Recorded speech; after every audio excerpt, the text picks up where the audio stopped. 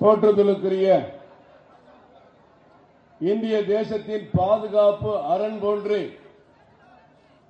ஒரு பலமிக்க வலிமை மிக்க இந்த உலகத்தின் எந்த நாடாக இருந்தாலும் சரி, இந்தியாவுக்கு எதிராக குரல் கொடுத்தால் அதை அடக்கி காட்டுகிற சக்தி படைத்த மேன்மை மிக்க நமது பாதுகாப்புத்துறை அமைச்சர் ஐயா ராஜ்நாத் சிங் அவர்களை வருக வருகவென்று அன்போடு வரவேற்கிறோம்.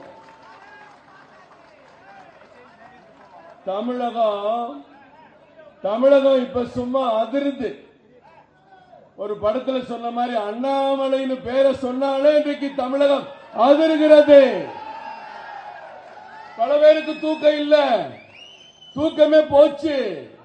ஏற்கனவே சட்டமன்றத்தில் முதலமைச்சர் ஸ்டாலின் சொன்னாரு, ஏன் தூக்கமே போச்சுன்னாரு, கட்சி நிர்வாகிகிட்ட சொன்னாரு. இப்ப நம்ம அண்ணாமலை அவர்களை நினைத்து நினைத்து நினைத்து ஸ்டாலின் அவர்கள் மட்டுமல்ல, ஒட்டுமொத்த திமுகவினரின் தூக்கம் போச்சு. செகண்ட் ஃபைல் வரப்போகுது. நமது வீர தளபதி அன்பு சகோதரர் மாநில தலைவர் போற்றுதலுக்குரிய அண்ணாமலை அவர்களை வருக வருக என்று அன்போடு வரவேற்கிறேன். நமக்கெல்லாம் அற்புதமாக வழிகாட்டக்கூடிய ஆற்றல் மிக்க தலைவர், அனுபவம் மிக்க தலைவர், அகில இந்திய பொதுச் செயலாளர், தமிழக பாஜகவின் பொறுப்பாளர் அன்பு அண்ணன் சீட்டி ரவி அவர்களை வருக வருக என்று அன்போடு வரவேற்கிறோம். மேடையில் இருக்கிற கோட்ட பொறுப்பாளர் வினோஜ் அவர்களுக்கும், மாவட்ட தலைவர்கள் மோகனராஜா அவர்களுக்கும், வேதா அவர்களுக்கும், பிரபாரி டால்பி ஸ்ரீதர் அவர்களுக்கும், மீனாட்சி அவர்களுக்கும் மற்றும் அனைவருக்கும் எனது வணக்கத்தை தெரிவித்துக் கொள்கிறேன். இன்று தமிழகம் எதிர்பார்க்கிறது, தமிழக மக்கள் எதிர்பார்க்கிறார்கள். பாரதிய ஜனதா கட்சி வருகிற தேர்தலில் என்ன செய்ய போகிறது? பாரதிய ஜனதா கட்சியின் முடிவை தமிழக மக்கள் எதிர்பார்த்துக் கொண்டிருக்கிறார்கள்.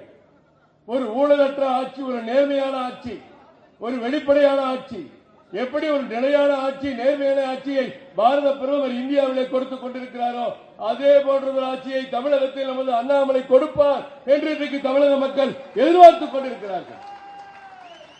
எந்த சூழ்நிலையிலும் தொடங்க இருக்கிறார் என் மண் என் மக்கள்.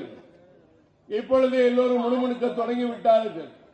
என் மண் என் மக்கள் என்றால் என்னவென்று பேச தொடங்கிவிட்டார்கள்.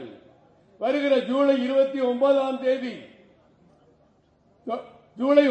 தேதி தொடங்க இருக்கிறார் என் மண் என் மக்கள். ராமேஸ்வரத்தில் தொடங்கி தமிழகம் முழுவதும் வர இருக்கிறார். அந்த என் மண் என் மக்கள் பயணம் முடிக்கிற பொழுது தமிழகத்தில் புதிய அரசியல் அத்தியாயம் தொடங்கிவிடும் என்பதை இந்த நேரத்தில் தெரிவித்துக் கொள்கிறேன்.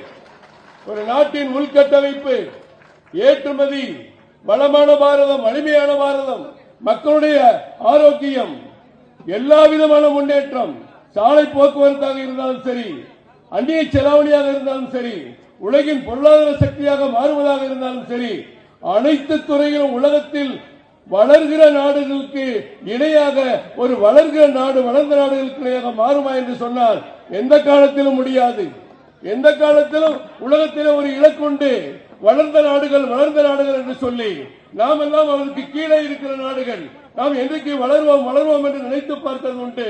ஆனால் இன்றைக்கு பாரத பிரதமர் நரேந்திர மோடி அவருடைய தலைமையிலே இந்தியாவும் ஒரு வளர்கிற நாடாக, வளர்ந்த நாடாக உருவுகிற காலம் வெகு தொலைவில் இல்லை. என்ன செஞ்சார் மோடி என்று கேட்பவர்களுக்கு சொல்லுங்கள், இந்த தமிழகத்திற்கு மட்டும் 9.5 லட்சம் கோடி இந்த 9 ஆண்டுகளில் கொடுத்தவர் பாரத பிரதமர் நரேந்திர மோடி அவர்கள். இன்றைக்கு தமிழகத்தில் நாம் பார்க்கிற அத்தனை முன்னேற்றமும் ஏழை மக்களுக்கு வீடா, ஏழை மக்களுக்கு உணவா, ஏழை மக்களுக்கு ஆயுஷ்மான் பாரத் போன்ற ஆரோக்கிய அட்டைகளா, ஏழை மக்களுடைய வாழ்வுரிமையா, வீடுகளா, இலவச கழிப்பறையா, அவர்களுக்கு ஓய்வூதிய திட்டமா, அவர்களுக்கு கொரோனா தடுப்பூசியா, அனைத்தையும் வழங்கியவர் பாரத பிரதமர் நரேந்திர மோடி. இவையற்றையெல்லாம் சிந்தித்து கூட பார்க்க முடியாத ஒரு நாட்டில் நாம் வாழ்ந்து கொண்டிருந்தோம். நம்ம எல்லாம் வேடிக்கையாக பார்த்த உலகம், இந்தியாவை வேடிக்கையாக பார்த்த உலகம் இன்றைக்கு வியப்பாக பார்க்கிற அளவுக்கு மாற்றி காட்டி இருப்பவர் பாரத பிரதமர் நரேந்திர மோடி என்று சொன்னால் அது மிகையாகாது. அனைவரும் துடிப்போடு, உணர்வோடு, அர்ப்பணிப்போடு உழைப்போம், வெற்றி பெறுவோம். நன்றி, வணக்கம். மிக்க நன்றி ஜி. அடுத்ததாக விழுப்புரம் பெருங்கோட்ட பொறுப்பாளரும் நமது மாநில செயலாளருமான திரு வினோஜ் பி செல்வம் அவர்களை உரையாற்ற அழைக்கிறேன்.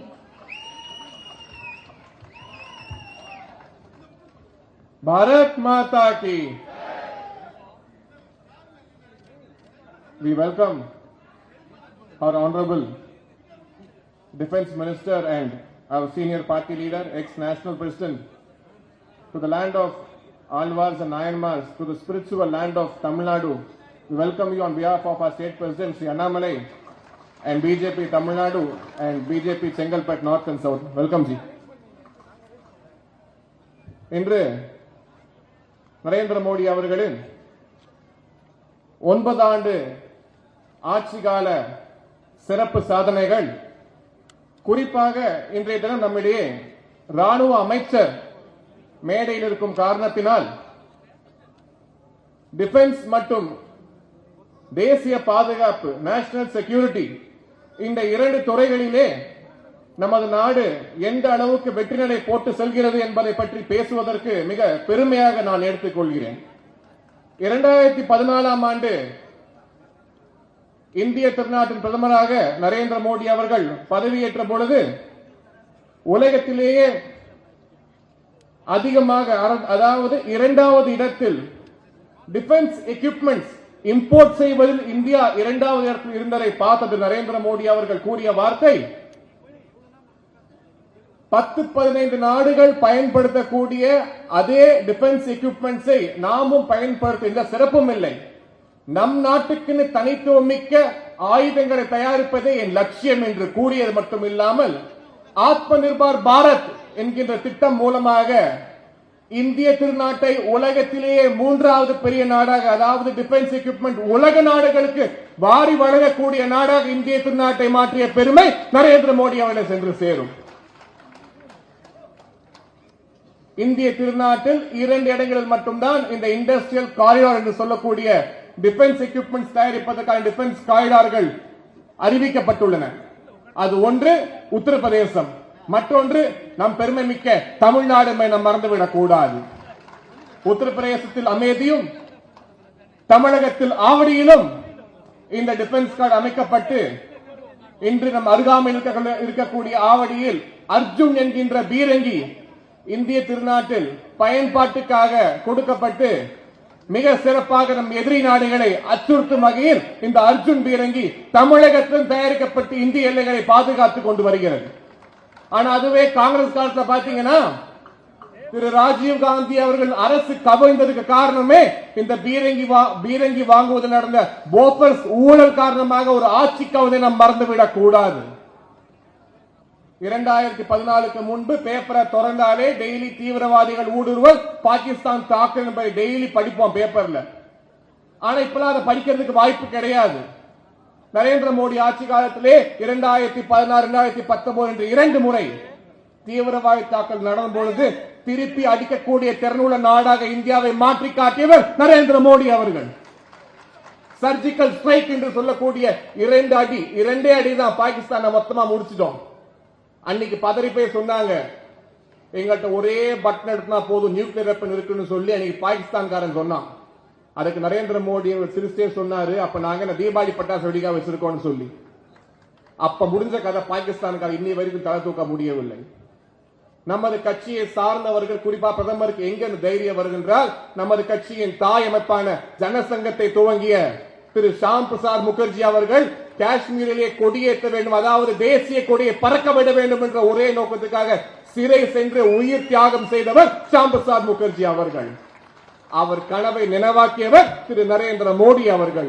இன்று காஷ்மீரில் எந்த மூலை முடுக்கு போனாலும், குறிப்பா பிரிவினை வார்த்தாதம் பேசக்கூடிய ஒவ்வொரு தலைவர் வீட்டின் வாசலிலும் தேசிய கொடி பறப்பதை நம்மால் பார்க்க முடியும். அப்ளிகேஷன் ஆஃப் ஆர்டிகல் 370 என்பதை திறமைக்க கொண்டு வந்து தேசிய பாதுகாப்பை உறுதி செய்தவர் திரு நரேந்திர மோடி அவர்கள். நம்ம அதை மறந்துவிடக் கூடாது. இப்படி தொடர்ச்சியா சாதனைகள், பல சாதனைகள், அனைத்து துறைகளிலும் சாதனைகள். பொதுவாக பாத்தீங்கன்னா நம்ம ஊர்ல பசங்களுக்கெல்லாம் தைரியம் ஜாஸ்தி. 8 அடி பாய சொன்னா 14 அடி பாய்வாங்க. அந்த விதத்துல துப்பாக்கி கையில கொடுத்தா 10-20 சுற்றுவாங்க. ஆனா துர்தர்ஷவசமாக பப்ஜிலையும் ஃப்ரீ ஃபயர்லயும் இந்த மாதிரி கம்ப்யூட்டர் கேம்ல மட்டும் கண்ணை வச்சு சுட்டுக் கொண்டிருந்தவர்களை நரேந்திர மோடி அவர்கள் அக்னி பாதை என்கின்ற ஒரே திட்டம் மூலமாக ராணுவத்தை சேர்ந்து தேச பாதுகாப்பை வழிநடத்துவதற்கான ஒரு வாய்ப்பை ஏற்படுத்தி கொடுத்திருக்காங்க.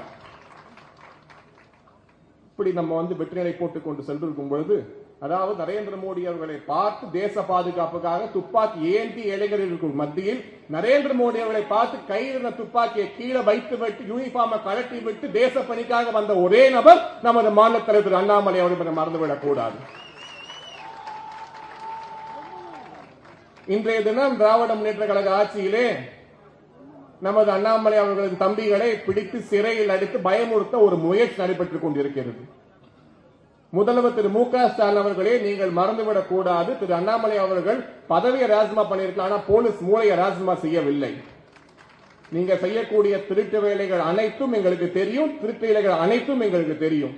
நீங்க எத்தனை பேரை பிடித்து போட்டாலும் சரி, பாஜகவின் தொண்டன் ஒருவனை கூட அச்சுறுத்தி பார்க்க முடியாது என்கின்றது உறுதியாக கூறிக்கொண்டு, கைதென்ற உடனே அழுது புரண்டு பேண்ட் வேர்த்து போறதுக்கு நாங்க திமுக காரங்க கிடையாது, பிஜேபி காரங்க என்பதை நீங்கள் மனதில் வைத்துக் கொள்ளும் என்பதை கூறிக்கொண்டு, நம் அனைவரின் சார்பாகவும் என தலைவர் நிறைய பேர் பேச வேண்டிய காரணம் இருக்கிறது. தமிழகத்திலிருந்து காசி யாத்திரைக்கு சென்ற சிவபக்தர்களை அருமையாக வரவேற்று மிக கண்ணியமாக நடத்தி நமக்கு சிறப்பான வரவேற்பு வழங்கிய உத்தரப்பிரதேச மக்கள், குறிப்பாக வாரணாசி மக்கள் அனைவருக்கும் நன்றி தெரிவிக்கும் விதமாக உத்தரப்பிரதேச சேர்ந்த மரியாதைக்குரிய திரு ராஜ்நாத் சிங் அவர்களுக்கு நமது நன்றிகளை அனைவரும் சார்பாக, குறிப்பாக கைலாசம் முதல் கன்னியாகுமரி வரை, உஜ்ஜைன் முதல் மதுரை வரை, கேதார்நாத் பத்ரிநாத் முதல் சிதம்பரம் வரை நம் அனைவரையும் ஒருங்கிணைக்கக்கூடிய ஓம் நமச்சிவாய என்கின்ற தார்மீக மந்திரத்தின் அடிப்படையில் நிச்சயமாக வரப்போகின்ற 2026 தமிழகத்தில் தாமரை ஆட்சி மலர்ந்தே தீரும் என்கின்ற நம்பிக்கையோடு விடைபெறுகிறேன். நன்றி, வணக்கம், ஜெய்ஹிந்த்.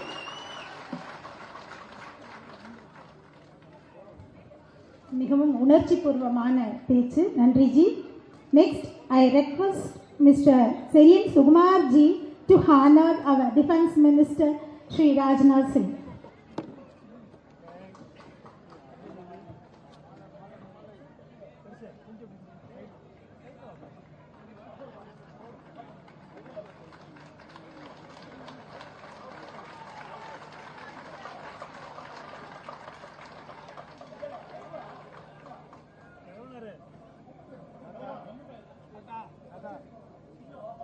Next, I request 7 mortars present to honor our Central Minister.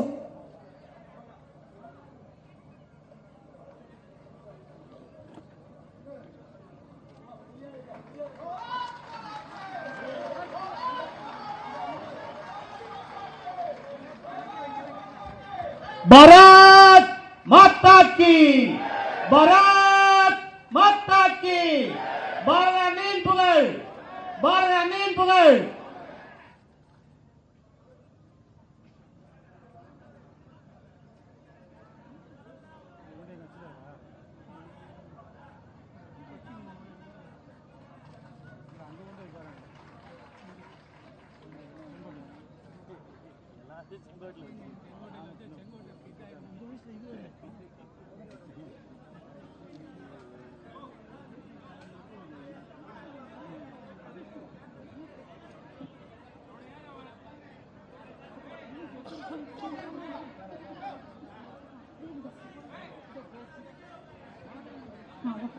அடுத்ததாக நமது பாஜக தலைவராகவும் உத்தரப்பிரதேசத்தின் 19வது முதல்வராகவும் நமது பாரத பிரதமர் நரேந்திர மோடியின் தலைமையில் உள்துறை அமைச்சராகவும் இன்றைய பாரதத்தின் பாதுகாப்புத்துறை அமைச்சராகவும் உள்ள மாண்புமிகு ஸ்ரீ ராஜ்நாத் சிங் அவர்களை அன்புடன் பேச அழைக்கிறேன். அவருடைய பேச்சை நம்முடைய தமிழக பாரதிய ஜனதா கட்சியுடைய ஸ்போக்ஸ் பர்சன் ஸ்ரீகாந்த் கருணேஷ் அவர்கள் தமிழிலே மொழிபெயர்ப்பார்.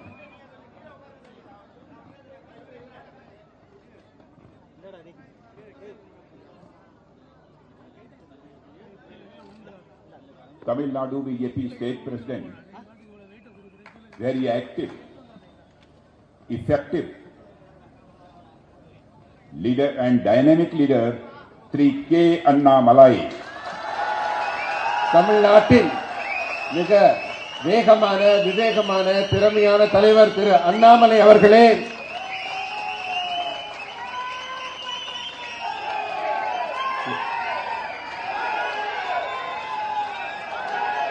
a very popular leader of the Karnataka, very popular leader of the Karnataka, கர்நாடகத்திலும் மிக புகழ்மிக்கவர். and all India General Secretary of Bharatiya Janata Party, Sri C.T. Ravi, Thiru CT. Ravi அவர்கள், Sri Vinod P. Shelvam, State Secretary Tamil Nadu BJP, Sri Dolphin P. Sridharan, State Vice President, Sri Karu Nagarajan, State Vice President, Sri A. Vera Subramanian, District President, and Sri B.G. Mohan Raja, District President, and Sri Yam Raji. Anaivarukam Vadakkam. My brothers and sisters, unfortunately, I can't speak in Tamil. சகோதர சகோதரிகளே, Therefore- அனைவருக்கும் வணக்கம். என்னால் Therefore, I will speak some sentences in English. Then after that, I will speak in Hindi, and that will be translated by friend Sri Kant. Okay. நண்பர்களே, என்னால் உங்களுடன் தமிழில் பேச முடியவில்லை என்று வருந்துகிறேன். ஆகவே தொடக்கத்தில் ஆங்கிலத்திலும் பிறகு ஹிந்தியிலும் பேசுகிறேன். It is my pleasure to be in the city of Chennai, which is known for entrepreneurial spirit, rich culture, and a great heritage. உங்கள் முன் சென்னையில் இருப்பதற்கு நான் மிகுந்த மகிழ்ச்சியை தெரிவித்துக் கொள்கிறேன். இது மிகவும் உற்சாகமான சிறந்த பண்பாடு கலாச்சாரம் மிகுந்த நகரமாகும். As the defense minister of the country, I am proud to be in the land of the great warriors like Raj Raja Chola, Rajendra Chola, who are known for making exemplary contribution in strengthening India's military and naval capabilities. இந்திய அரசின் பாதுகாப்புத்துறை அமைச்சராக இந்த தமிழகம் ராஜராஜ சோழன், ராஜேந்திர சோழன் என்ற மாபெரும் சக்கரவர்த்திகள் அவர்கள் கடலை படையை மிக திறமையாக கையாண்டவர்கள். அவர்கள் பிறந்த பூமியில் இருப்பதை நான் பெருமையாக கருதுகிறேன். My brothers and sisters, I am always fascinated by the Tamil Nadu because it is the birthplace of Tamil language, which is one of the oldest, most beautiful language in the world. தமிழகம் திருவள்ளுவர் போன்ற மிகப்பெரிய கவிஞர்களையும் அறிஞர்களையும் கொண்ட பூமி. தமிழ் மொழி மிகவும் உலகிலேயே பழமையான மொழி. Tamil language is not only beautiful and ancient, but it is also the eldest sister of all Indian languages. Tamil மொழி மிகவும் அழகான மொழி மட்டுமல்ல, இந்தியாவில் இருக்க எல்லா மொழிக்கும் தாயான சகோதரியான மொழி தமிழ் மொழி. It is a wonderful feeling to be in this culturally rich and the divine land of the Tamil Nadu, the land of the Siddhars, Alvars, and Nayanmars. சித்தர்களும் ஆழ்வார்களும் நாயன்மார்களும் வாழ்ந்த இந்த புண்ணிய பூமியில் வருகை தந்திருப்பதை நான் மிகவும் பெருமையாக கருதுகிறேன். Tamil Nadu is the place where the great saint of India, Mahatma Thiruvalluvar, was born, who gave us knowledge in the form of Thirukul. Thirukkural என்ற ஒப்பற்ற நூலை எழுதிய திருவள்ளுவர் பிறந்த மிகவும் சிறந்த தமிழகத்திற்கு நான் இப்போது வந்திருக்கிறேன். Thirukural acts as a guiding light for all of us. Even the decisions taken by the NDA government under the Prime Minister Sri Narendra Modi have been inspired by the ideals professed by Thirukural. திருக்குறளில் இருக்க சிறந்த கருத்துக்கள் வெறும் பாடல் வரிகளாக மட்டுமல்ல, நம்ம NDA கவர்மெண்ட்ல மாண்புமிகு நரேந்திர மோடி அவர்கள் மிக முக்கியமான முடிவுகளை எடுப்பதற்கு வழிகாட்டும் நூலாக திருக்குறள் இருக்கிறது. My brothers and sisters, when I was coming here, I wanted to speak more in Tamil language, but I would like to apologize for not able to speak in your beautiful and divine Tamil language. Therefore, I will deliver my speech, my mother tongue Hindi. My speech later on will be translated by Sri Kant ji. நண்பர்களே, நான் மிக அழகான தொன்மையான இந்த தமிழ் மொழியில உங்க முன்னாடி பேசணும்னு தான் விருப்பப்படுறேன். ஆனா எனக்கு மொழி தெரியாத காரணத்தினால என்னுடைய தாய்மொழியான ஹிந்தியில என் பேச தொடர இருக்கிறேன்.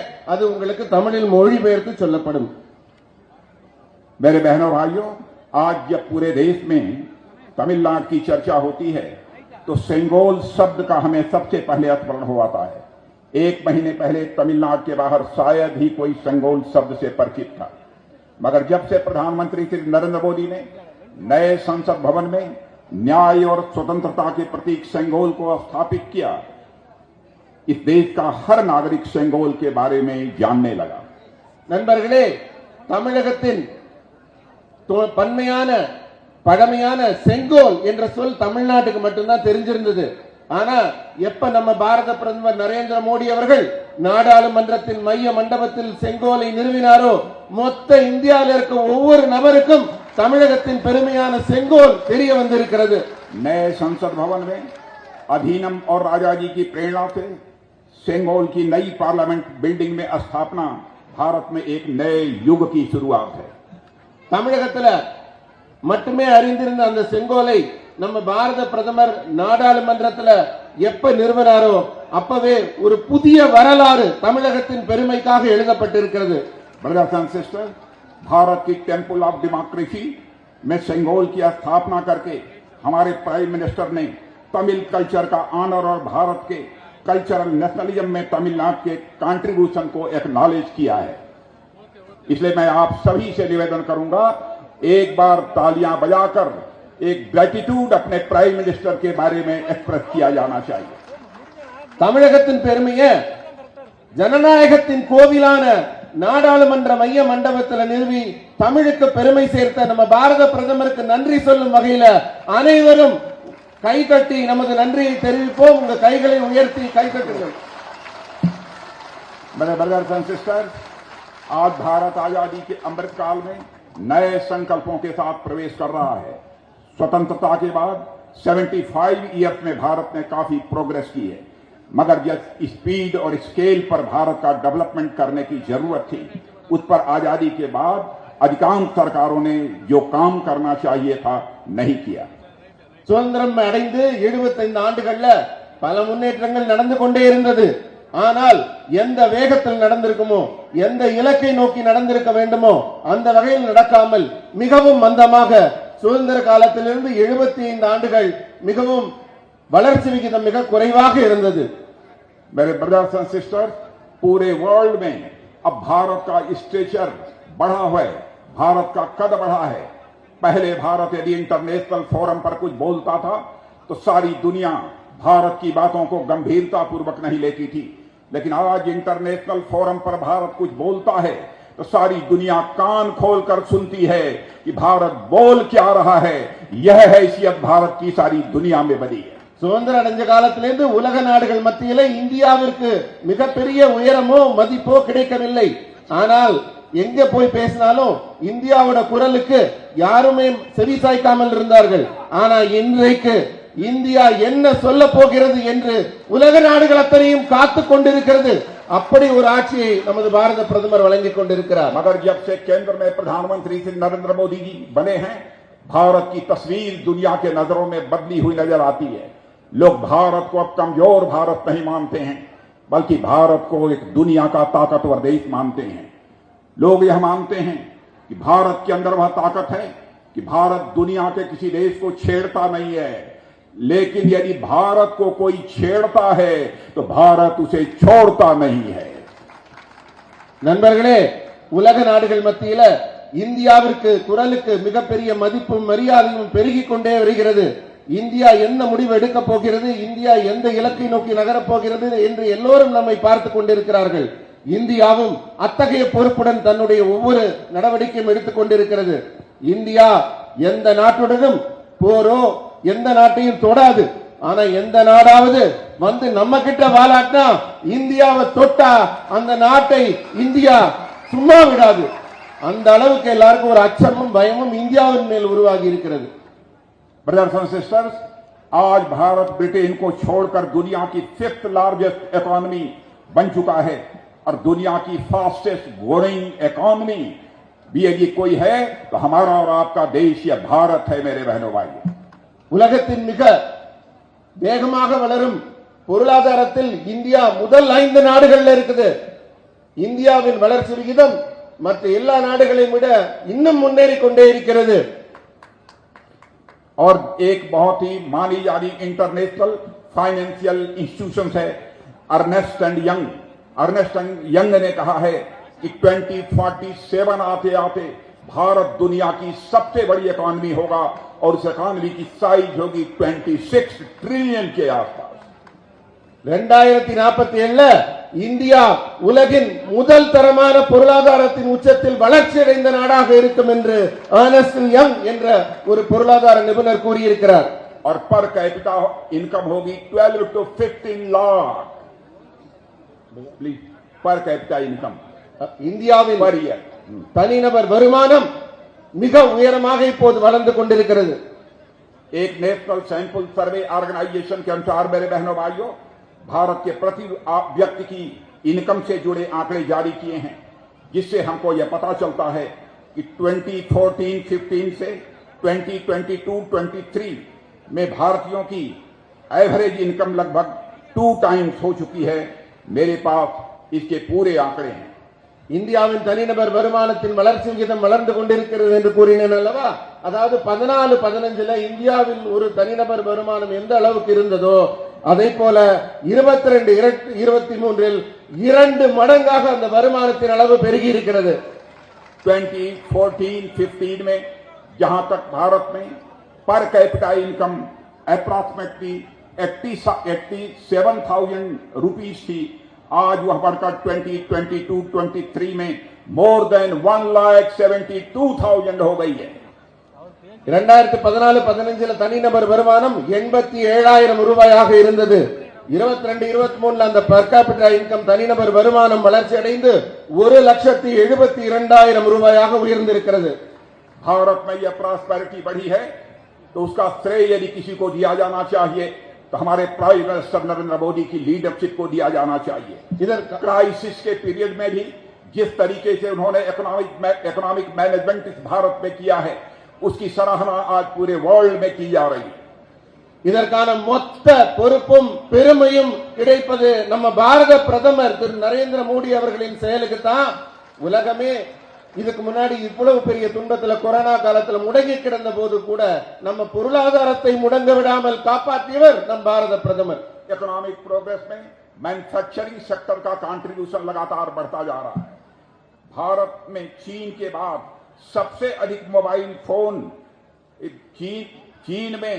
चीन के बाद सबसे अधिक मोबाइल फोन यदि दुनिया के किसी देश में बन रहे हैं तो हमारे और आपके देश भारत में बन रहे हैं मेरे बहनों भाइयों।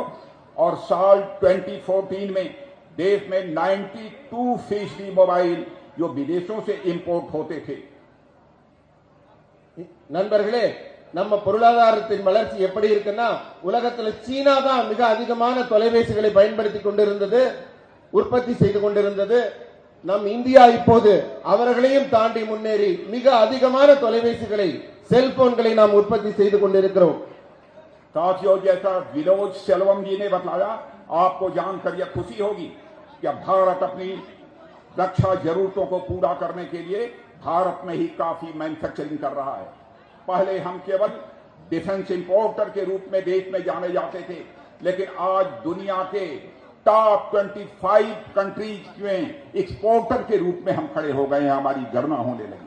நண்பர்களே, வினோத் செல்வம் அவர்கள் தன் பேசும்போது உரையில குறிப்பிட்டார், முன்னாடி எல்லாம் நம்ம பாதுகாப்பு உபகரணங்கள்னா துப்பாக்கி இது போன்ற ஆயுதங்களை எல்லாம் வெளிநாடுகளில் இருந்து இறக்குமதி செய்து கொண்டிருந்தோம்।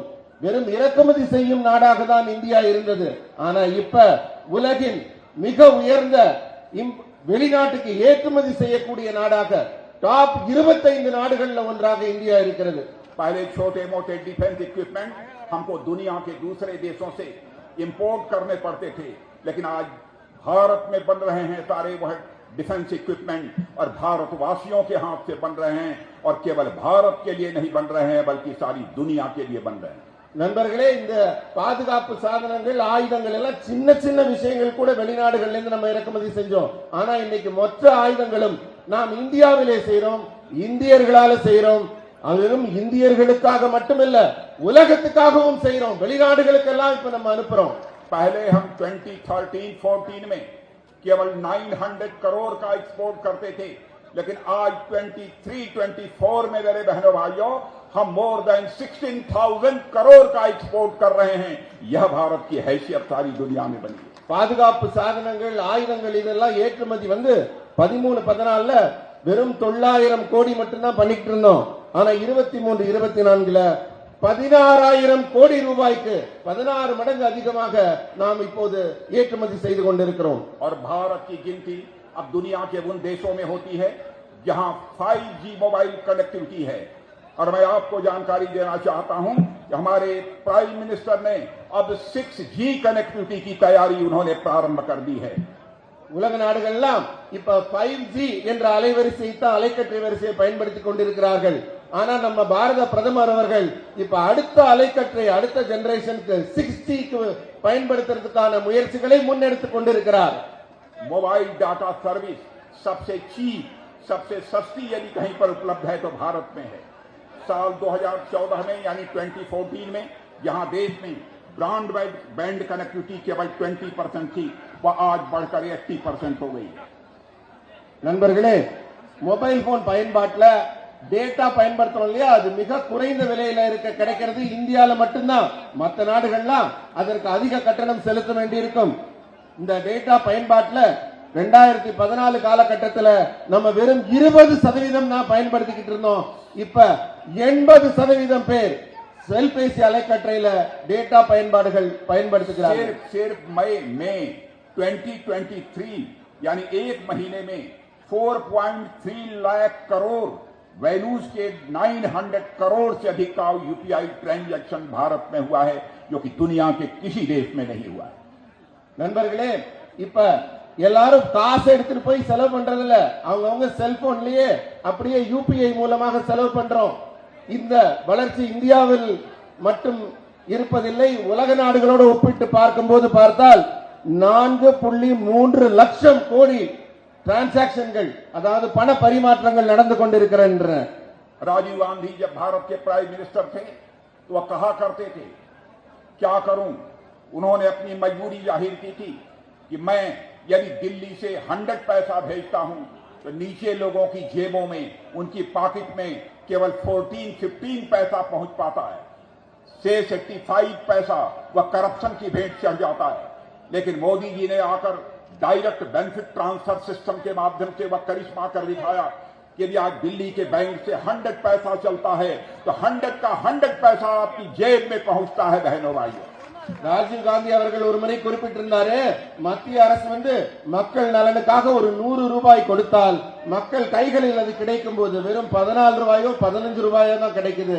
35-40 ரூபாய் ஊழல்வாதிகளால் எடுக்கப்பட்டு விடுகிறது, மற்றதெல்லாம் கரைஞ்சு போயிடுது அப்படின்னு கவலைப்பட்டாரு. ஆனால் நம் பாரத பிரதமர் மோடி அவர்கள் ஆட்சியில் டெல்லியில் இருந்து 100 ரூபாய் கொடுத்தாங்கன்னா முழுசா மொத்தமா உங்க கணக்குல வந்து விழுகுது. केवल स्पीच देकर करप्शन को मिनिमाइज नहीं किया जा सकता। करप्शन को यदि मिनिमाइज करना है, करप्शन को यदि रूट आउट करना है तो सिस्टम में बदलाव लाना पड़ेगा मेरे बहनों भाइयों, और वही काम हमारे प्राइम मिनिस्टर ने किया है। ஊழலை ஒழிக்க வேண்டும் என்றால் வெறும் பேசிக்கிட்டே இருந்தா ஊழல் ஒழிஞ்சு போகாது. அதற்கான அணுகுமுறை, அதற்கான செயல் திட்டம், அதற்கான வழிமுறைகளை மாற்ற வேண்டும். அந்த சிறப்பான செயலைத்தான் நம் பாரத பிரதமர் அவர்கள் முன்னெடுத்திருக்கிறார். இன்றைக்கு ஊழல் இல்லாமல் உங்கள் பைகளுக்கும் கைகளுக்கும் பணம் கிடைக்கிறது. तमिलनाडु में गवर्नमेंट के करप्शन की चर्चा सारे हिंदुस्तान में होती है। मैं आपको अश्योर करना चाहता हूं, एक बार तमिलनाडु में clear majority Bharatiya Janata party को दे दीजिए, हम यहां से करप्शन को उठा फेंकेंगे, चाहे भले ही कोई हमारी पार्टी का क्यों न हो। यदि करप्शन में इंडल्ज होगा तो उसका स्थान, उसका घर नहीं होगा, बल्कि गवर्नमेंट की जेल होगी। मेरे बहनों भाइयों, मैं आपको यकीन दिलाकर जाना चाहता हूं। நண்பர்களே, நான் ஒரு முக்கியமான செய்தியை சொல்கிறேன். தமிழ்நாட்டில் இருக்க ஆட்சி எந்த அளவுக்கு ஊழல் செய்து கொண்டிருக்கிறது என்பது இந்தியா மொத்தமும் தெரிய வருகிறது. அவ்வளவு மோசமான ஊழல் ஆட்சி தற்போது நடந்து கொண்டிருக்கிறது. உங்களை எல்லாம் கேட்கிறேன், ஒரே ஒரு முறை பாரதிய ஜனதா கட்சிக்கு ஆட்சி கட்டிலில் இருக்கும் ஒரு வாய்ப்பை தந்து பாருங்கள். ஊழல் இல்லாத ஆட்சி எப்படி தமிழகத்தில் இருக்கும் என்பதை நாங்கள் நிரூபித்து காட்டுகிறோம். அப்படி ஒருவர் ஊழல் செய்திருந்தார் என்றால் அவர் இருக்கும் இடம் அரசு கட்டிலில் இருக்காது, அது ஜெயில தான் இருக்கும். पहले जब कांग्रेस गवर्नमेंट थी तो 10 to 20 किलोमीटर रोड्स, हाईवे प्रतिदिन बनती थी, पर डे बनती थी। लेकिन जब से हमारी गवर्नमेंट आई है 37 to 40 kilometre road per day बनती है इस भारत के अंदर। சுதந்திரம் பெற்ற காலத்திலிருந்து காங்கிரஸ் ஆட்சி நடந்து கொண்டிருந்தது. அப்ப ஒரு நாளைக்கு இந்தியா முழுவதும் போடப்பட்ட சாலைகளோட நீளம் 10 இருந்து 12 கிலோமீட்டர் தூரம் தான்.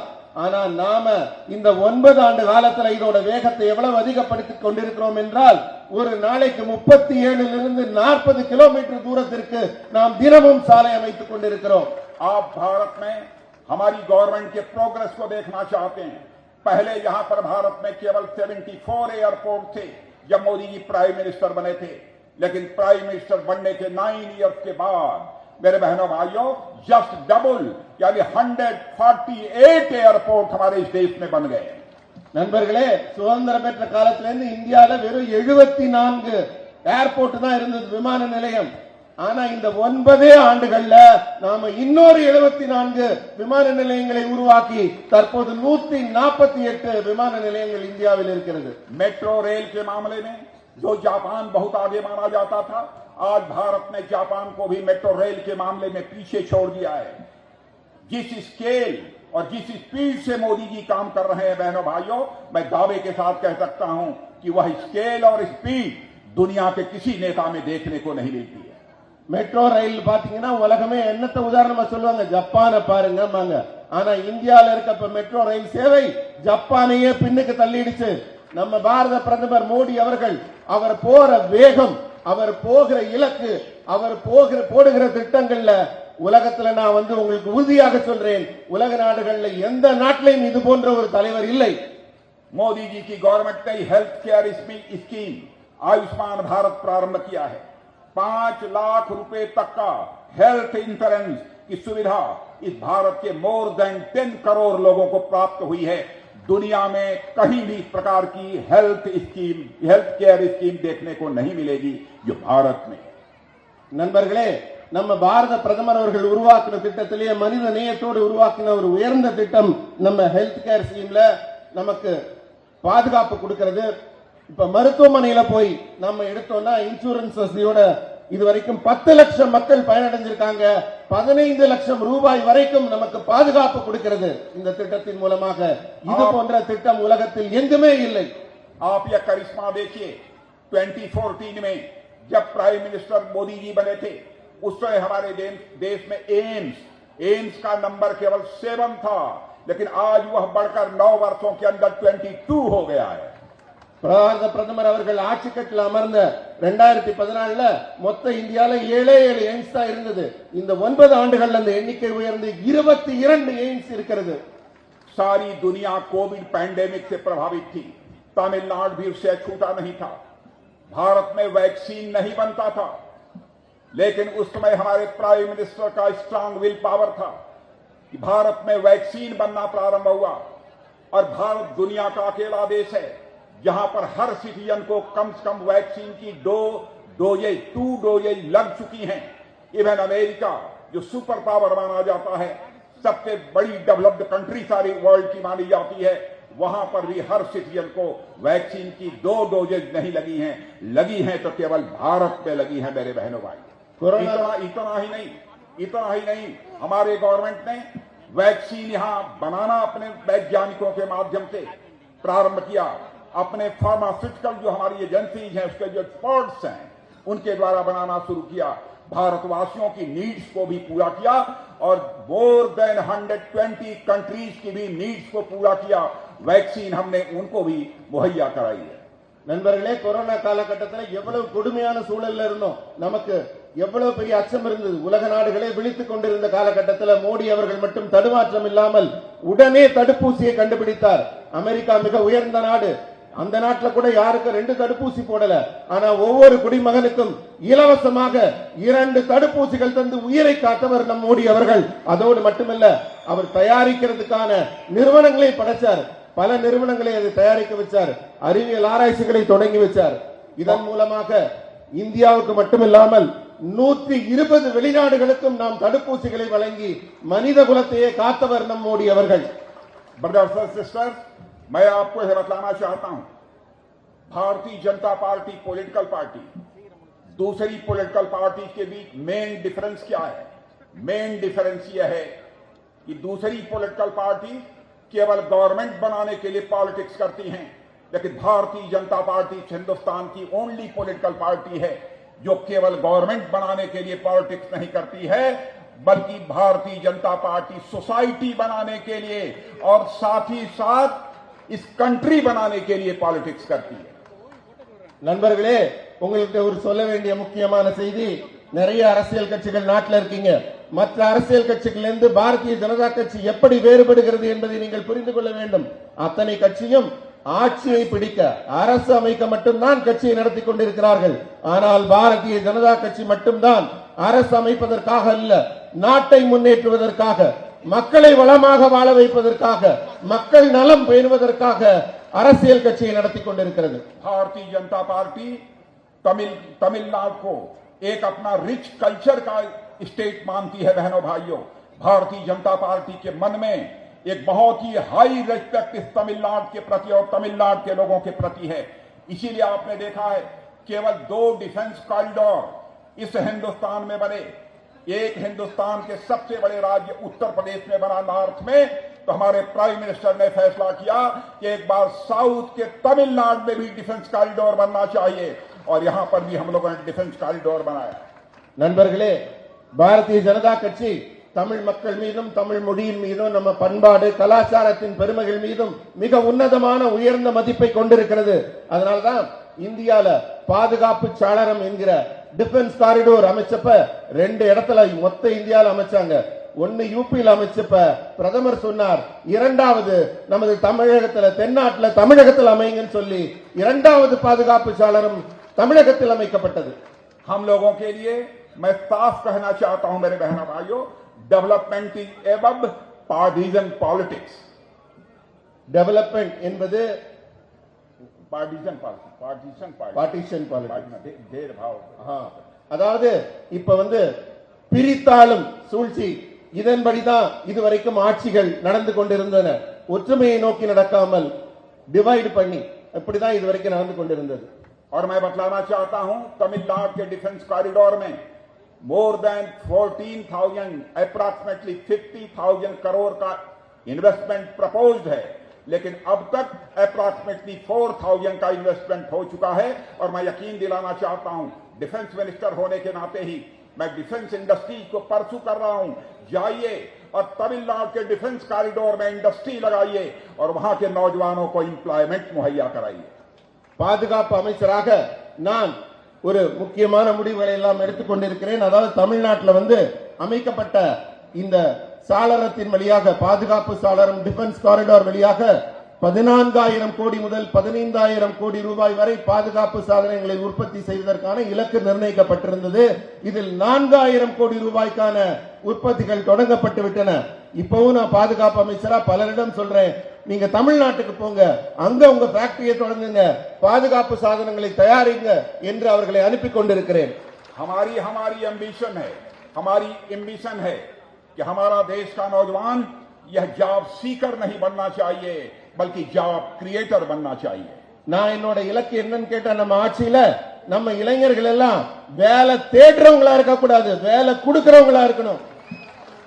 मेरे बहनों भाइयों, मोदी जी के नेतृत्व में सेंट्रल गवर्नमेंट ने तमिलनाडु को डिफेंस कॉरिडोर के अलावा पीएम मित्र मेगा टेक्सटाइल पार्क दिया है, बेंगलुरु चेन्नई एक्सप्रेसवे दिया है, चेन्नई के पास एक मल्टी मॉडल लॉजिस्टिक पार्क के कंस्ट्रक्शन को अप्रूवल और क्लियरेंस दिया है। तमिलनाडु के साथ हम कभी भी भेदभाव नहीं कर सकते, कभी भी डिस्क्रिमिनेशन नहीं कर सकते। भारतीय जनता की प्रायोरिटीज में यदि कोई स्टेट है तो हमारा यह कल्चरल हेरिटेज यहां सबसे अधिक है, वो हमारा तमिलनाडु है। தமிழ்நாடு என்பது இந்தியாவின் ஒரு பெருமைக்குரிய மாநிலமாக பாரதிய ஜனதா கட்சிக்கு இருக்கிறது. அதனால எந்த பேதங்களோ தமிழ்நாட்டுக்கு போக கூடாதுன்னு யாருமே நினைக்க மாட்டோம். அதனால தான் எந்த ஒரு சிறந்த திட்டங்களா இருந்தாலும் அதை பாரத பிரதமர் அவர்கள் முதல்ல தமிழ்நாட்டிலிருந்தே தொடங்குறாரு. இப்ப டெக்ஸ்டைல் பார்க் ஆகட்டும், பெங்களூர் சென்னை எக்ஸ்பிரஸ் ரயில் அந்த பாதை ரோடு அமைச்சதாகட்டும், லாஜிஸ்டிக் பார்க் அமைச்சதாகட்டும், மிகச்சிறந்த திட்டங்களை எல்லாம் நமது மத்திய அரசு தமிழகத்திலிருந்து தான் தொடங்குது. All around progress इस तमिलनाडु का होना चाहिए, इस कंट्री का होना चाहिए, हमारे प्राइम मिनिस्टर का कमिटमेंट है मेरे बहनों भाई। हमारी गवर्नमेंट यहां हो चाहे ना हो, यह हमारा कमिटमेंट है। फुल्ली डेडिकेट होकर हम इस तमिलनाडु का प्रोग्रेस करेंगे, मैं आपको यकीन दिलाकर जाना चाहता हूं। நண்பர்களே, நம் பாரத பிரதமரோட ஆசை என்னன்னு கேட்டா, தமிழ்நாடு ஒட்டுமொத்தமாக முன்னேற வேண்டும், ஆல் ரவுண்ட் ப்ரோக்ரஸ், தமிழ்நாட்டுக்கு ஒட்டுமொத்த முன்னேற்றம் வர வேண்டும் என்று ஒரு இலக்காக நிர்ணயித்துக் கொண்டுதான் அவர் செயல்பட்டுக் கொண்டிருக்கிறார். मैं कहना चाहता हूं, 9 इयर्स की अपनी गवर्नमेंट के रहते हुए हम लोगों ने क्लियर इंटेंशन से काम किया है। कोई हमारी पॉलिसीज पर डिबेट कर सकता है, लेकिन मेरे इंटेंशन पर कोई क्वेश्चन मार्क नहीं लगा सकता है मेरे बहनों भाइयों। मेरे गवर्नमेंट के ऊपर के इंटेंशन पर कोई क्वेश्चन मार्क नहीं लगा सकता। 9 ஆண்டு காலமாக தமிழகத்துக்கு நாம கொண்டு வந்திருக்க பல்வேறு நலத்திட்டங்களை எல்லாம் பார்த்த யார் வேணா சொல்லுவாங்க, அதை செயல்படுத்திய விதத்தில் வேணா கொஞ்சம் முன்ன பின்ன குறைகள் காண்பவர்கள் இருப்பார்கள். ஆனால் எங்களுடைய இதயம் சுத்தமாக இருக்கிறது, சிறப்பாக செய்ய வேண்டும் என்ற எண்ணத்தில் யாருமே குறை சொல்ல முடியாது. और देखिए हमारी सरकार ने इस कंट्री को कितना स्ट्रांग बनाया है। आपने देखा होगा रशिया और यूक्रेन के बीच वार चल रहा है, और उस दौरान हमारे Indian students more than 25,000 Ukraine में फंसे हुए थे, और उनके सारे फादर मदर, उनके गार्जियंस जो भारत में थे, वह डिमांड कर रहे थे, मोदी जी यूक्रेन से हमारे बच्चों को ले आइए, चाहे जैसे ले आइए, लेकिन वहां से ले आइए। दुनिया का कोई देश जो काम नहीं कर पाया वह मोदी जी ने करके दिखा दिया मेरे बहनों भाइयों। उन्होंने रशिया के प्रेसिडेंट पुतिन से भी बात की, यूक्रेन के प्रेसिडेंट जेलेंस्की से भी बात की, और साथ ही साथ अमेरिका के प्रेसिडेंट मिस्टर जो बाइडेन से भी बात की। 4.5 आवर्स के लिए वार रुक गया, और 22,000 हमारे बच्चे यूक्रेन से चलकर भारत आ गए। यह है भारत की ताकत। இந்தியா எவ்வளவு வலிமை மிகுந்த நாடாக இருக்கிறது என்பதற்கு ஒரு உதாரணத்தை உங்களுக்கு சொல்ல விரும்புகிறேன். இந்தியாவுடைய பெருமை அப்போதுதான் நீங்கள் உணர்ந்து கொள்ள முடியும். உக்ரைன் ரஷ்யா போரின் போது நம்ம நாட்டை சேர்ந்த 25,000 மாணவர்கள் அங்க மாட்டிக்கிட்டு இருந்தாங்க. அவங்கள காப்பாத்துங்க காப்பாத்துங்கன்னு இந்தியாவில இருந்த பெற்றோர்கள் கதறி கொண்டிருந்தார்கள். மற்ற நாடுகளிலும் அது போல மாணவர்கள் இருந்தாங்க, அவங்களெல்லாம் காப்பாற்ற முடியல. ஆனால் நம் பாரத பிரதமர் மோடி அவர்கள் உக்ரைன் பிரதமரிடம் பேசினார், ரஷ்ய அதிபரிடம் பேசினார், இன்னும் அமெரிக்க அதிபரிடம் கூட பேசினார். பேசி அந்த சண்டையை, போரை 4.5 மணி நேரம் நிறுத்தி வைத்தார். அந்த இடைப்பட்ட காலத்திலே இந்திய மாணவர்கள் 22,000 பேரை நமது விமானங்கள் ஏற்றிக்கொண்டு இந்தியாவுக்கு பறந்து வந்தன. அப்படி ஒரு சாதனை நிகழ்த்திய பெருமைக்குரியவர் நம் பாரத பிரதமர். इसके बावजूद हमारी अपोजिशन पार्टी के द्वारा हमारे प्राइम मिनिस्टर के ऊपर, हमारी गवर्नमेंट के ऊपर विशेष अटैक किया जाता है। और यहां के चीफ मिनिस्टर मेरे दोस्त हैं, मेरे फ्रेंड हैं, सीएम स्टालिन साहब डेमोक्रेसी को कमजोर करने की बात करते हैं, और इन्वेस्टिगेटिंग एजेंसीज के काम पर भी क्वेश्चन मार्क लगाते हैं, और पीएम मोदी को बदनाम करने की कोशिश करते हैं। இப்படி ஒரு சாதனைகள் எல்லாம் செய்து கொண்டிருக்கும் நம்ம பாரத பிரதமரை பாராட்ட மனசில்லாட்டி பரவாயில்ல. ஆனா இங்க முதல்வராக இருக்கிற என்னுடைய நண்பர் திரு ஸ்டாலின் அவர்கள் நம் பாரத பிரதமரை ஏதாவது ஒரு வகையிலே குற்றம் சொல்லிக் கொண்டிருக்கிறார், குறை சொல்லிக் கொண்டிருக்கிறார். அவர் பெருமைகளுக்கு இழுக்கு ஏற்படுத்துமாறு நடவடிக்கை எடுத்துக் கொண்டிருக்கிறார். आज स्टालिन साहब सेंथिल बालाजी जो इनकी गवर्नमेंट के मिनिस्टर हैं, करप्शन केस में अरेस्ट हुए हैं, और स्टालिन साहब उनका विरोध कर रहे हैं। मगर जब बालाजी एआईडीएमके के थे, तो स्टालिन साहब ने उन्हें करप्ट बताते हुए उनको तुरंत अरेस्ट करने की डिमांड की थी। अब जब उनकी डिमांड पूरी हो गई तो अब उसे यह पॉलिटिकल वेंडेटा बता रहे हैं। This is duplicity of character is unacceptable. நண்பர்களே, அரசியல் காழ்ப்புணர்ச்சி காரணமாக செந்தில் பாலாஜி அவர்களை நாம் கைது செய்து விட்டோம் என்று மத்திய அரசை அவர் குறை சொல்லிக் கொண்டிருக்கிறார். ஆனா அவர் ஒரு விஷயத்தை உணர மறந்து விட்டார். இதே செந்தில் பாலாஜி மேலதான் அவர் ஏடிஎம்கேல இருக்கும்போது, அதிமுக இருக்கும்போது ஸ்டாலின் அவர்கள் பக்கம் பக்கமாக குற்றப்பத்திரிகை படித்தார். அவரை கைது செய்ய வேண்டும் என்று சொன்னார். அவர் ஒரு ஊழல்வாதி என்று சொன்னார், தமிழ்நாட்டுக்கு உதவாதவர் என்று சொன்னார். ஆனா இப்ப அவர் என்ன சொல்றாரு? மத்திய அரசின் தனி உரிமை பெற்ற அந்த நிறுவனத்தின் மீது இவங்க வந்து அரசியல் பழிவாங்கும் நடவடிக்கை எடுக்கிறாங்க அப்படின்னு குறை சொல்றாரு. எதை வேணா ஒத்துக்கலாம், ரெண்டு வேஷம் போடுறதை மட்டும் யாராலையும் ஒத்துக்க முடியாது. This duplicity of character, we can't accept it. CM Stalin साहब को मैं एक बात और कहना चाहूंगा, जिस तरीके से उन्होंने तमिलनाडु में बीजेपी लीडर एफजी सूर्या को एक ट्वीट के कारण अरेस्ट कराया है, वह पूरी तरह से एंटी कॉन्स्टिट्यूशनल है और एंटी डेमोक्रेटिक है. रशियन डिक्टेटर स्टालिन के नाम पर नाम तो है इनका स्टालिन साहब, और उस नाम को बहुत सीरियसली लेते हुए उसी तरह के काम करके वे स्पिरिट ऑफ डेमोक्रेसी को डेंजर में डाल रहे हैं. मैं कहना चाहता हूं स्टालिन साहब, प्लीज ऐसा मत करिए. நான் ஸ்டாலின் அவர்களுக்கு இன்னொரு முக்கியமான கருத்தை சொல்ல விரும்புறேன். சமூக வலைதளத்திலேயே தன்னுடைய கருத்தை வெளியிட்ட எங்களுடைய தோழர் திரு எஸ்.டி. சூர்யா அவர்களை இப்போது கைது செய்திருக்கிறீர்கள். எதுக்காக அப்படி செஞ்சிருக்கீங்க? स्टालिन साहब मैं आपसे कहना चाहूंगा कि तमिलनाडु में डेमोक्रेसी सर्वाइव भी करे, डेमोक्रेसी थ्राइव भी करे, इसके लिए सभी पॉलिटिकल पार्टीज को पॉजिटिव रोल प्ले करना चाहिए. यह मैं आपसे अपील करना चाहता हूं, सारी पॉलिटिकल पार्टी से अपील करना चाहता हूं. நான் அனைத்து கட்சிகளையும் கேட்டுக்கொள்வது என்னவென்றால், தமிழ்நாட்டில் வந்து நம்ம எப்பவுமே நேர்முக அரசியல் செய்ய வேண்டும். இது மாதிரி பழிவாங்கும் நடவடிக்கை எல்லாம் எடுக்கக்கூடாது. ஸ்டாலின் என்ற பெயர் வந்து ரஷ்ய சர்வாதிகாரியோட பேரு. அந்த சர்வாதிகார நடவடிக்கை நீங்க எடுத்து இது போன்ற பழிவாங்கும் நடவடிக்கைகள் எடுக்காம எல்லா அரசியல் கட்சியும் கேட்டுக்கிறேன், நேர்மறையான அரசியல் செய்ய வேண்டும். तमिलनाडु में बीजेपी का एआईएडीएमके के साथ अलायंस है, मेरे बहनों भाइयों आप अच्छी तरह जानते हैं, और पिछले कुछ वर्षों में से यह अलायंस हमारा बना हुआ है.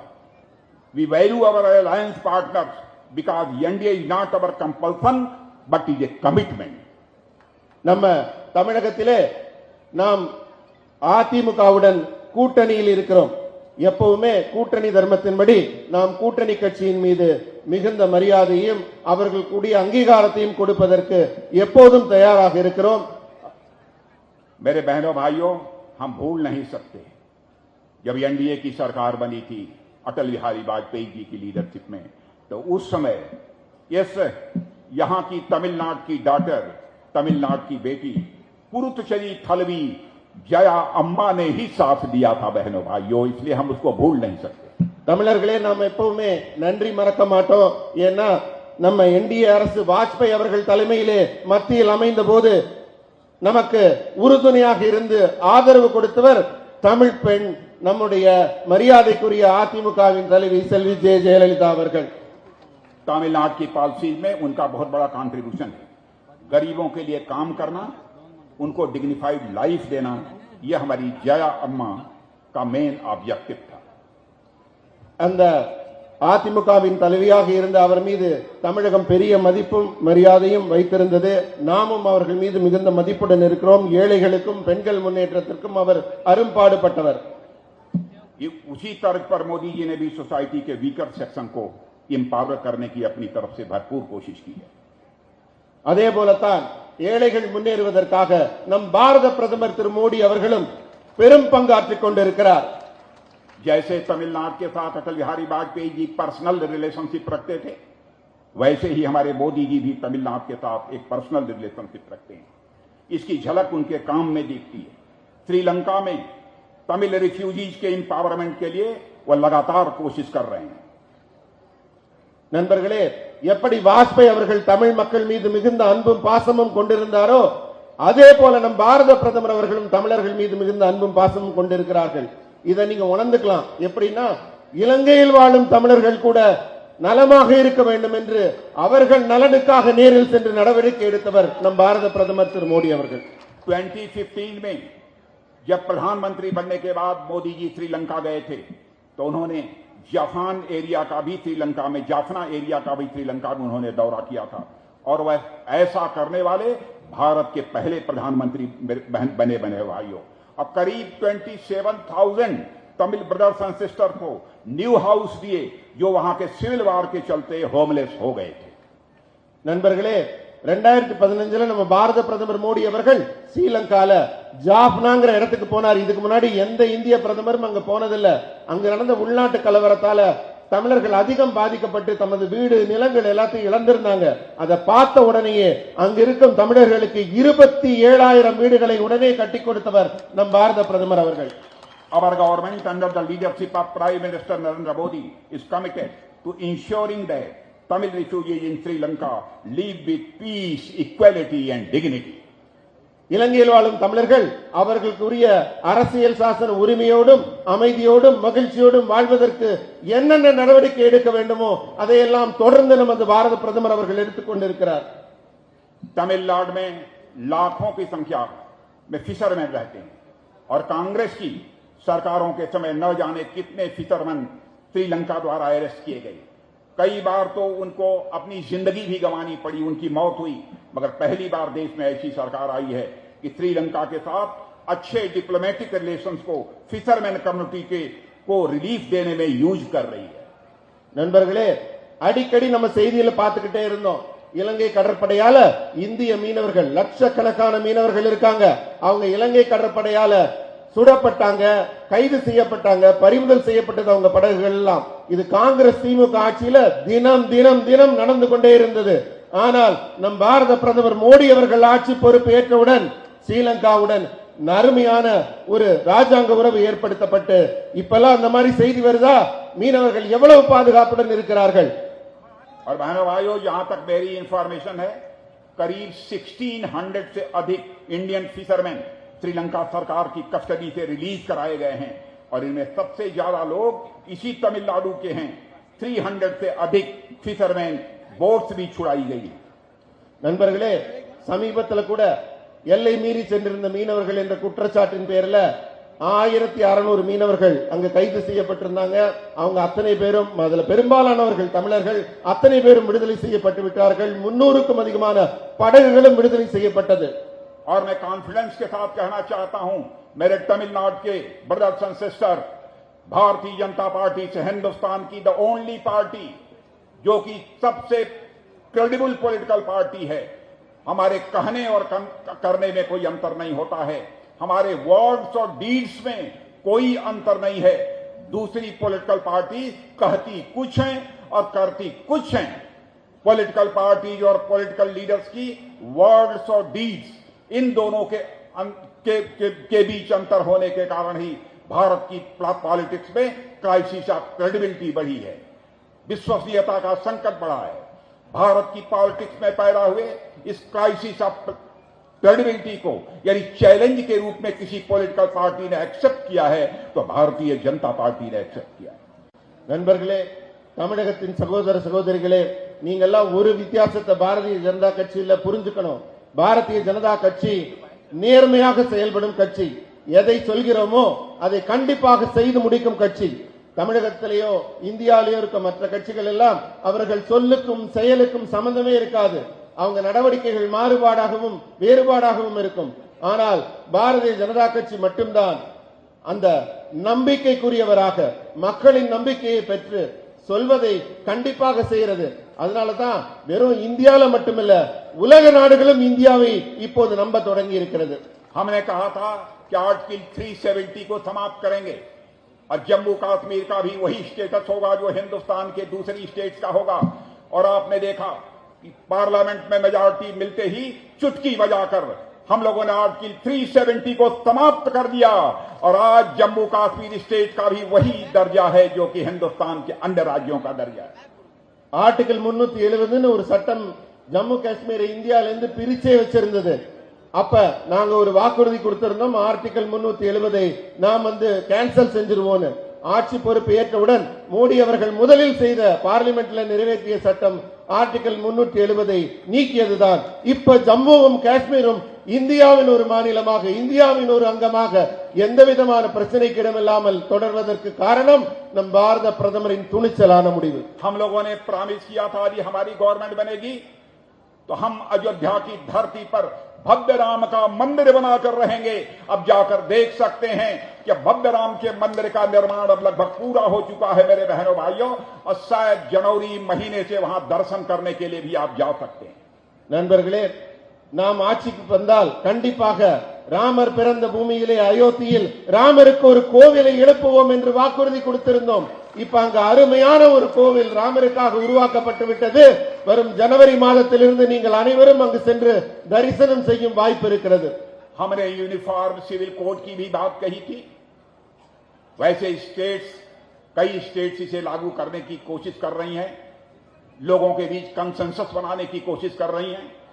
गोवा में यूनिफॉर्म सिविल कोड पहले से लागू है, लेकिन भारतीय जनता पार्टी के लोग यूनिफॉर्म सिविल कोड की बात करते हैं तो हमारे ऊपर उंगली उठाई जाती है कि हम देश को बांटना चाहते हैं।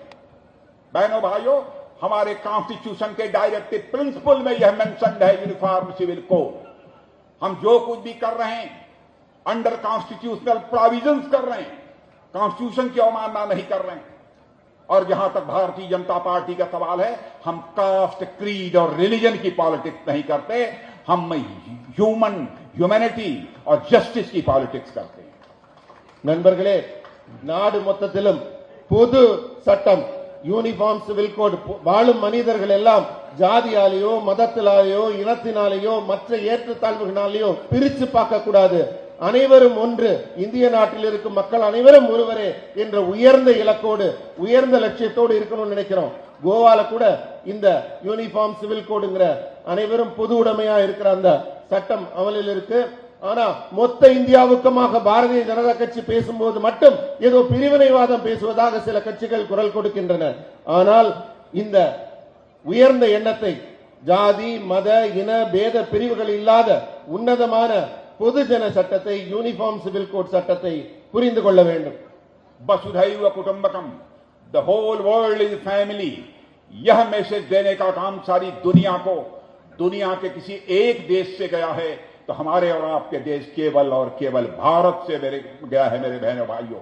इसलिए मैं कहना चाहता हूं, हिंदू, मुस्लिम, क्रिश्चियन, यहूदी, इनके नाम पर हम कोई डिस्क्रिमिनेशन नहीं कर सकते। जो भारत के नागरिक हैं, चाहे वह किसी कास्ट, क्रीड और रिलीजन के क्यों न हो, हम सबकी रेस्पेक्ट करते हैं, सबके अधिकारों का हम सम्मान करते हैं। यही भारत की पहले से ही नीति रही। இந்தியாவின் உன்னதம் என்றால், பெருமை என்றால் என்னன்னா, நீங்க இந்துவா இருக்கலாம், முஸ்லீமா இருக்கலாம், கிறிஸ்தவரா இருக்கலாம், வேற எந்த மதத்தை சேர்ந்தவராகவும் இருக்கலாம், ஆனால் உங்களுடைய மனித தன்மைக்காகத்தான் மதிக்கப்பட வேண்டும் என்ற உன்னதமான தத்துவத்தை பாரதம் முன்னெடுத்து செல்கிறது. உலகத்துக்கே உணர்த்திய வசுதைவ குடும்பகம், எல்லாருமே ஓர் குடும்பம் என்ற உயர்ந்த தத்துவத்தை உலகிற்கு எடுத்து சொன்ன நாடு நம் பாரத நாடு. भारत के लोगों का दिल इतना बड़ा है, इस्लाम के 72 सेक्ट्स होते हैं, इस्लाम के 72 सेक्ट्स होते हैं। इवन इस्लामिक कंट्रीज में भी 72 इस्लाम के सेक्ट्स नहीं पाए जाते हैं। दुनिया में किसी देश में पाए जाते हैं तो हमारे और आपके देश भारत में पाए जाते हैं मेरे बहनों भाइयों। यह है भारत के लोगों का, भारतवासियों का बड़ा दिल। நண்பர்களே, இஸ்லாத்தில் கூட 72 பிரிவுகள் இருக்கிறது. மற்ற எத்தனையோ இஸ்லாம் நாடுகள்ல கூட இதை அங்கீகரிக்கப்படவில்லை. அனைவரும் அமைதியாக உரிமையுடன் வாழக்கூடிய உரிமையை பாரத தேசம்தான் இஸ்லாமிய சகோதரர்களுக்கு வழங்கி இருக்கிறது. अब हमारी इस क्रेडिबिलिटी का एडवांटेज हमें अब सारी दुनिया में मिल रहा है। ग्लोबली हमको हमारी क्रेडिबिलिटी का एडवांटेज मिल रहा है मेरे बहनों भाइयों। और यही कारण है, आपने देखा होगा, दुनिया के किसी देश का प्राइम मिनिस्टर हमारे प्राइम मिनिस्टर को बॉस कहकर पुकारता है। और दुनिया के सुपर पावर अमेरिका का भी प्रेसिडेंट यदि कहता है कि आप ग्लोबली इतने पॉपुलर हैं कि आपका ऑटोग्राफ लेने की हमारी इच्छा होती है। और इतना ही नहीं, जिस तरीके से हमारे प्राइम मिनिस्टर ने दुनिया के सभी देशों में जब संकट की स्थिति पैदा हुई है उस समय सहयोग किया है, तो उसके कारण ही पापुआ न्यू गिनी के प्राइम मिनिस्टर जब हमारे प्राइम मिनिस्टर जाते हैं तो उनका पैर टच करके उनका आशीर्वाद स्वीक करते हैं। इसे मैं केवल प्राइम मिनिस्टर का रिस्पेक्ट नहीं मानता हूं, बल्कि पूरे भारत और भारतवासियों के प्रति उनके मन में रिस्पेक्ट क्या है, इस रूप में देखता हूं। நண்பர்களே, நம்ம இந்தியாவோட பெருமையும் இறையாண்மையும் வெளிநாடுகளால மிகவும் மதிக்கப்படுகிறது. நம்ம பாரத பிரதமர் அவர்கள் எப்ப நம்ம நாட்டுக்கு வருவாங்கன்னு சூப்பர் பவர் நாடுகள், மிகவும் உயர்ந்த நாடுகள் எல்லாம் காத்துக் கொண்டிருக்கிறது. அதே போல அமெரிக்க அதிபர் வந்து நம்ம பாரத பிரதமர்கிட்ட உங்க ஆட்டோகிராஃப் போட்டு கொடுங்கன்னு கேட்கிற அளவுக்கு நம்ம பாரத பிரதமரோட பெருமை இருக்கு. பப்புவா நியூ கினியாவோட அதிபர் வந்து நம்ம பாரத பிரதமரின் காலில் விழுந்து வணங்கி ஆசி பெறுகிறார். இது அவர் காலில் விழவில்லை, நம்ம இந்திய நாட்டின் பெருமைக்கும் இறையாண்மைக்கும் கொடுக்கப்பட்ட மரியாதை, இந்திய மக்களுக்கு கொடுக்கப்பட்ட மரியாதையாக நான் கருதுகிறேன். आप लोगों को जानकारी है, इस समय हमारे प्राइम मिनिस्टर अमेरिका के दौरे पर हैं बहनों भाइयों, और आपको जानकर यह खुशी होगी, भारत के वह पहले ऐसे प्राइम मिनिस्टर हैं जो दूसरी बार सेकंड टाइम वहां की ज्वाइंट पार्लियामेंट कांग्रेस और सीनेट दोनों को एक साथ एड्रेस करने जा रहे हैं। मैं समझता हूं कि हम लोगों को तालियां बजाकर प्राइम मिनिस्टर का स्वागत करना चाहिए। நமது பாரத பிரதமர் அவர்கள் தற்போது அமெரிக்க பயணம் மேற்கொள்கிறார். ஒரே ஒரு உயர்ந்த விஷயம் என்னவென்றால், முதல் இந்திய பிரதமர் இரண்டாவது ஒருங்கிணைந்த அமெரிக்க நாடாளுமன்ற கூட்டத்தில் பேசுவதற்காக போயிருக்கும் முதல் இந்திய பிரதமர் இரண்டாவது முறையாக போயிருக்காருன்னா நம்ம பாரத பிரதமர் தான். और वहीं पर यूनाइटेड नेशन के पास अब हमारे प्राइम मिनिस्टर योगा करेंगे 21 जून को, 21 जून को करेंगे। आप सभी जानते हैं 21 जून यह इंटरनेशनल योगा डे है जो दुनिया के लगभग अधिकांश देशों के द्वारा मनाया जाता है। मैंने भी फैसला किया है कि हमारे भारत के रहने वाले लोगों के हाथों से जो INS विक्रांत बना है एयरक्राफ्ट कैरियर, कल मैं उसी एयरक्राफ्ट कैरियर पर बैठकर योगा करूंगा। मेरे बहनों भाइयों, நண்பர்களே, நம்ம பாரத பிரதமர் அவர்கள் ஐக்கிய நாடுகள் சபையில 21ஆம் தேதி ஜூன் அன்றைக்கு இன்டர்நேஷனல் யோகா டே, உலக யோகா தினத்தை கொண்டாட இருக்கிறார். உலக நாடுகள் மத்தியில இந்தியாவின் யோகாவின் பெருமையை உயர்த்தி பிடிக்க இருக்கிறார். நானும் முடிவு செய்திருக்கிறேன், நம்ம அன்றைக்கு உலக யோகா தினத்தின் போது இந்திய நாட்டின் பாதுகாப்பை உறுதி செய்யும் INS விக்ராந்த் கப்பலில், விமானம் தாங்கி கப்பல்ல நானும் இருந்து உலக யோகா தினத்தை கொண்டாட இருக்கிறேன். लास्ट बट नॉट लीस्ट, अंतिम लेकिन कम नहीं, आज मैं आपसे एक अपील करने आया हूं मेरे बहने भाई। अन्नामलाई, अन्नामलाई, अन्नामलाई, अन्नामलाई। நண்பர்களே, உங்ககிட்ட நான் प्लीज प्लीज अन्नामलाई, अन्नामलाई। इस पर हमारे भारतीय जनता पार्टी के स्टेट प्रेसिडेंट हैं। நண்பர்களே, உங்கள்கிட்ட இறுதியாக मैं लंबे समय से पॉलिटिक्स कर रहा हूं, मैं व्यक्तियों को पहचानता हूं, और अन्नामलाई को देखने के बाद मैं कह सकता हूं कि बहनों भाइयों, आपका अन्नामलाई केवल तमिलनाडु का ही लीडर नहीं बनेगा, बल्कि यह पूरे भारत का लीडर बन सकता है। मेरे बहनों भाइयों, आप सभी का सपोर्ट इस अन्नामलाई को प्राप्त होना चाहिए।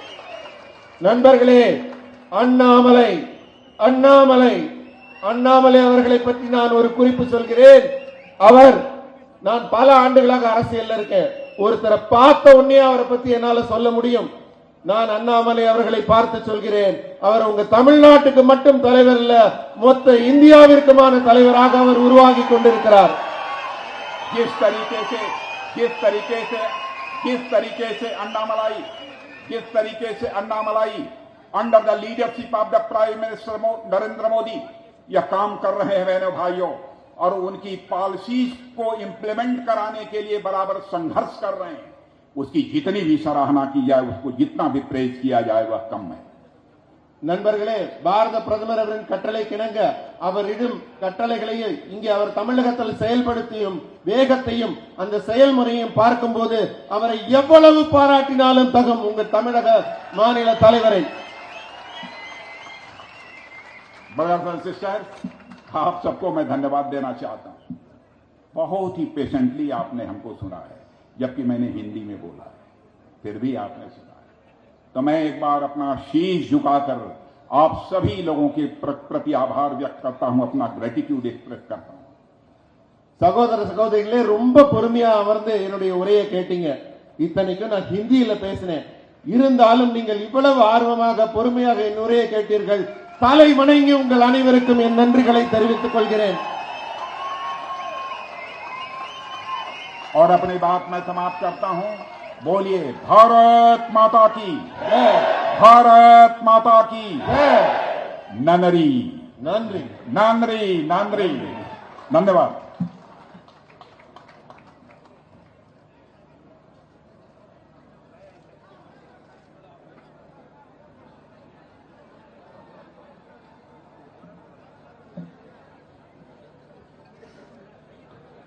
பாரத பிரதமர் திரு நரேந்திர மோடி அவர்கள் தமிழ் மீதும் தமிழக மக்கள் மீதும் கொண்டுள்ள அன்பையும் இந்த தேசத்தின் வளர்ச்சிக்காக செய்துள்ள திட்டங்களையும் மிக அருமையாக கூறிய பாதுகாப்புத்துறை அமைச்சர் திரு ராஜ்நாத் சிங் அவர்களுக்கு மனமார்ந்த நன்றியை தெரிவித்துக் கொள்கிறேன். தன்யவாத் ஜி.